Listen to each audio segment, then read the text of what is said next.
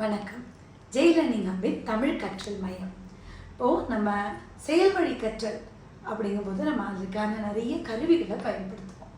இப்போ அது போன்ற ஒரு கற்றல் துணை கருவியை பயன்படுத்தி மாணவர்களுக்கு சுவாரஸ்யமாக எப்படி தமிழ் கற்பிக்கலாம் அப்படிங்கிறத பார்க்கலாம்.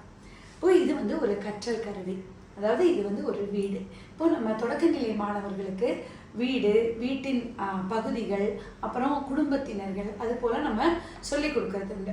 சாதாரணமாக நம்ம பாடத்தை சொல்லி கொடுத்தோம்னா ஒரு படத்தை காமிச்சு, நம்ம புத்தகத்தில் இருக்கும் படத்தை காமிச்சு அதன் சொற்கள் அம்மா, அப்பா, தாத்தா, பாட்டி அப்படின்னு எழுதியிருக்கோம். அந்த சொற்களை மீண்டும் மீண்டும் எழுத்து பயிற்சி கொடுப்போம், படத்தை காட்டுவோம் இல்லையா?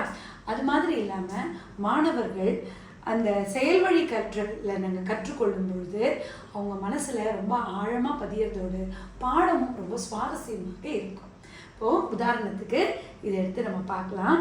இது வீடு, என் வீடு. வீட்டில் என்னென்ன பகுதிகள் இருக்குதுன்னு பார்க்கலாமா? இப்போ வீட்டின் வாசலில் ஒரு மகிழுந்து நின்றுக்கிட்டு இருக்குது இல்லையா, நிறுத்தப்பட்டிருக்கிறது. அதே போல் வீட்டின் ஒரு பகுதியாக, முதல் பகுதியாக என்ன பார்க்கலாம்? நம்ம சமையலறை இருக்கிறது. சமையலறையில் பாத்திரங்கள், கரண்டி, அடுப்பு, அது போன்ற சாதனங்கள் இருக்கின்றன. அடுத்தது வீட்டின் வரவேற்பறை. வரவேற்பறையில் சொகுசு நாற்காலி அதெல்லாம் போடப்பட்டிருக்கு, ஒரு படம் மாட்டப்பட்டிருக்கு, கதவுகள் இருக்கின்றன. அதே போல் படிக்கும் அறையும் இங்கே காட்டப்பட்டிருக்கு. படிக்கும் அறையில் ஒரு மேசை, நாற்காலி, கணினி, எழுதுகோல் எல்லாமே இருக்குது இல்லையா? சரி, நம்ம வீட்டுக்கு போகலாமா? வீட்டுக்கு போகலாம் வாங்க. வீட்டின் கதவை திறந்ததும் யார் நம்மளை வர வைக்கிறாங்கன்னு பார்க்கலாமா? அம்மாவும் அப்பாவும் வீட்டின் கதவினுள் நின்று கொண்டு இருக்கிறார்கள் இல்லையா? அம்மாவும் அப்பாவும். சரி, அப்பா என்ன செய்யறாரு? அப்பா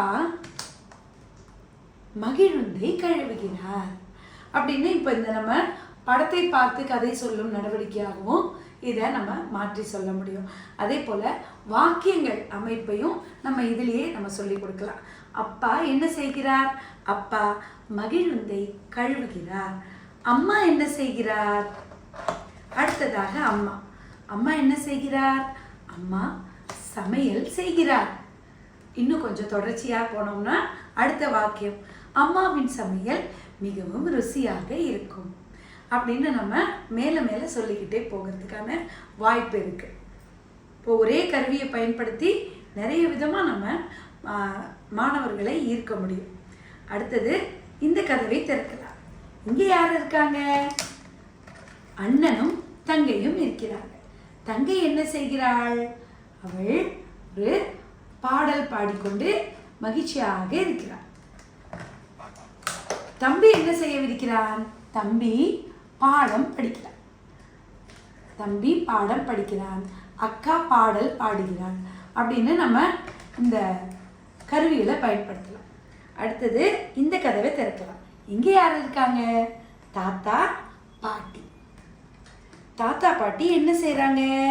தாத்தா பாட்டி சொகுசு நாற்காலியில் அமர்ந்திருக்கிறார்கள் அப்படின்னு சொல்லி அவங்கள சொகுசு நாற்காலியில் நம்ம அமர்த்தலாம். இது நம்ம இப்படி பாடம் நடத்தும் பொழுது மாணவர்களுக்கு கற்றுக்கொள்வதில் ஆர்வம் மிகுதியாக இருக்கும். அவங்களும் அவங்க கை வச்சு இந்த மாதிரிலாம் ஒட்டி பழகலாம் இல்லைங்களா? அப்போ அவங்களுக்கு இன்னும் ரொம்ப சுவாரஸ்யமாக இருக்கும். இதே நம்ம ஒரு எழுதுகோலை கொடுத்து அப்பா, அம்மா, தம்பி அப்படின்னு எழுத சொன்னோம்னா அவங்களுக்கு அதில் கொஞ்சம் ஆர்வம் குறைவாக இருக்கும். இப்போ முதல்ல இது மாதிரி ஒரு பாடத்தை அறிமுகம் செய்துவிட்டு பிறகு எழுத்து பயிற்சியை கொடுக்கும் பொழுது மாணவர்கள் மிகவும் ஆர்வத்துடன் அதை செய்வார்கள். நன்றி.